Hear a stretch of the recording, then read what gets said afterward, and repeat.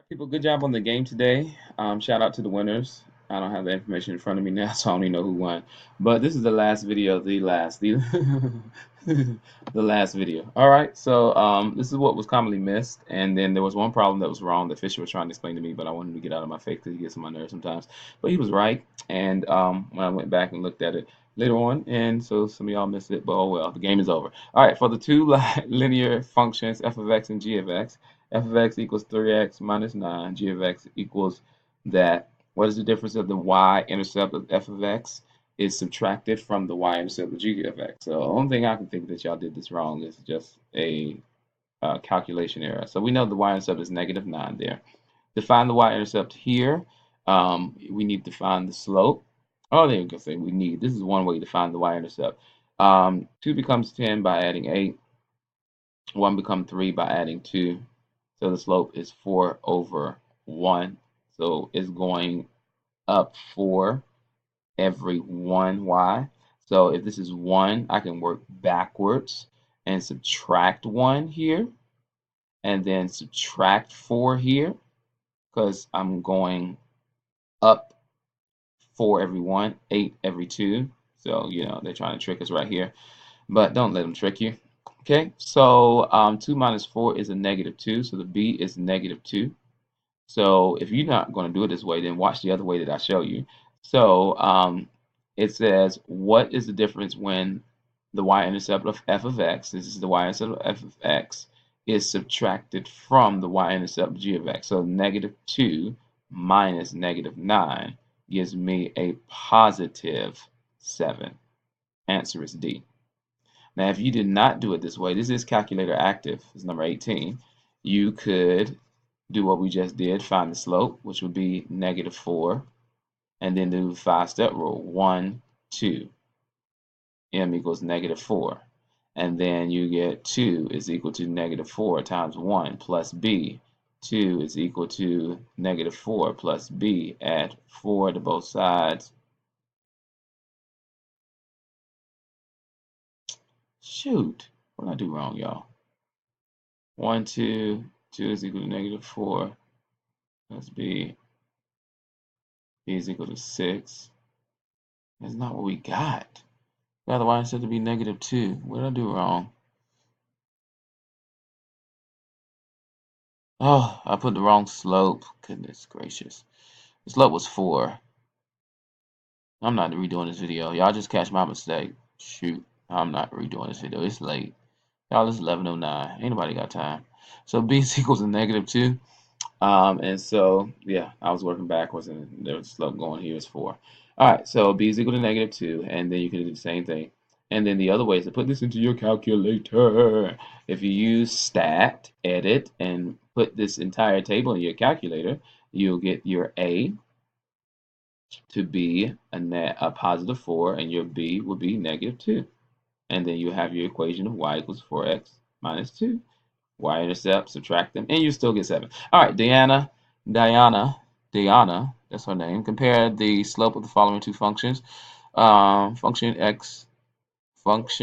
g of x with x-intercept of 3 and a y-intercept of negative 2.5. What is the slope of the function with the larger slope? Okay, so we can find the slope of this line by doing rise over run. So there's a point there.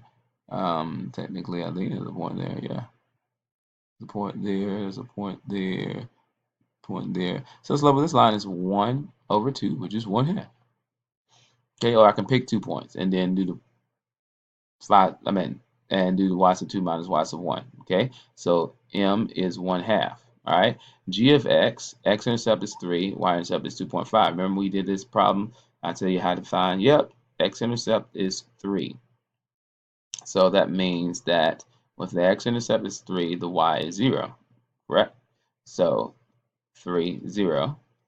The y-intercept is negative 2.5. So we have 0, negative 2.5. And then we can find the slope. Negative 2.5 minus 0 over 0 minus 3.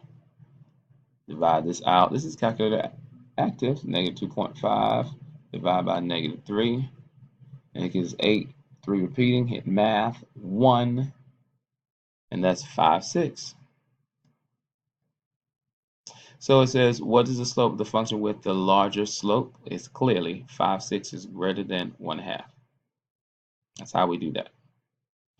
All right.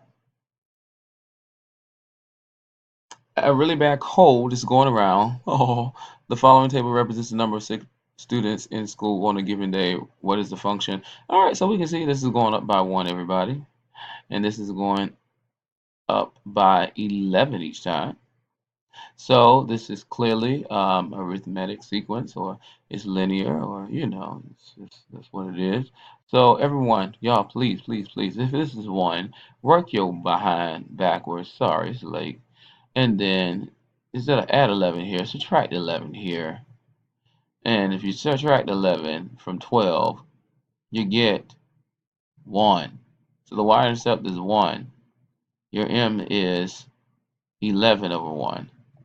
So your equation would be y is equal to 11x plus 1, or f of x is equal to 11x plus 1. I put 11. All right, so in this problem, get that message out here. I need to free some space. None of these have this, right? So we just got to see if they simplify to this, because they're trying to be tricky and trying to get us jacked up. Bye. Get out of here. So we know this is not it. And we know this is not it. It's 11x plus 1. All right. So let's distribute this, and we end up with 12x minus 12 plus 11. That's give us negative 1. Let's distribute this. And that's not even the slope we want. Distribute that, and we get 11x minus 1 plus 12, which is 11x plus, what did I do? Oh yeah, I'm tired. So that's 11x minus 11. Oh my gosh, Mr. O'Neill, plus 12. So that's 11x, negative 11 plus 12 is 1. I'm sorry for my monotone, y'all. I'm so sorry. Let me perk up. This is for you all. And you're going to pass the test. All right, so the answer is D. Okay, Jesus, or Jesus, has $34 in his bank account with his new job. He deposits the same amount each week into the account, which means that it's linear. After 35 weeks, Jesus, or Jesus, has $909. What function can find the amount of Jesus's or Jesus's account after W weeks? All right, so Jesus has $34 in his bank account. This is what he starts with, initial value. So we can let that order pair like I did before, be 0.34. And then after 35 weeks, he now has $909. Well, look at here, look at here, look at here. It looks like a problem that we can put into our calculator. We can put the order pair. We can put L1, L2. This would be 0.35. This would be 34,909. Hit that stat calc linear regression. Get that equation. Convert it to what we need to be, or we can do the slope. So 909 minus 34 over 35 minus 0. So we know that's 35, right? And 909 minus 34 gives us 875. And 875 divided by 35 is 25. And look at this little fancy stuff they're trying to do. All right. And then this is the y-intercept already. Look at there. So we get f of w is equal to 25w. Yep, plus 34. Answer has to be B. Remember, 0 paired with a number is the y-intercept. Or you can go through 5-step rule and use 0 and 34 and still end up with 34. All right, I think these are the last 2 questions. Nope. All right, we got to hurry up. Robert, this is the problem that Fisher was right on, so yeah, whatever. Robert's bus, I didn't make this, I just found it. Robert's bus ride is 5 minutes more than 1.5 the length of Jesse's. I'll come back. If we have time, we'll come back to this. But the answer is D, because it's 5 minutes more than Jesse's, so 5 minutes more than Jesse's, and yeah, the answer would be D. Because it Roberts, that's X. I started off X equals 5 minutes more than 1.5, the length of 1.5 is 1 and 1/2, which translates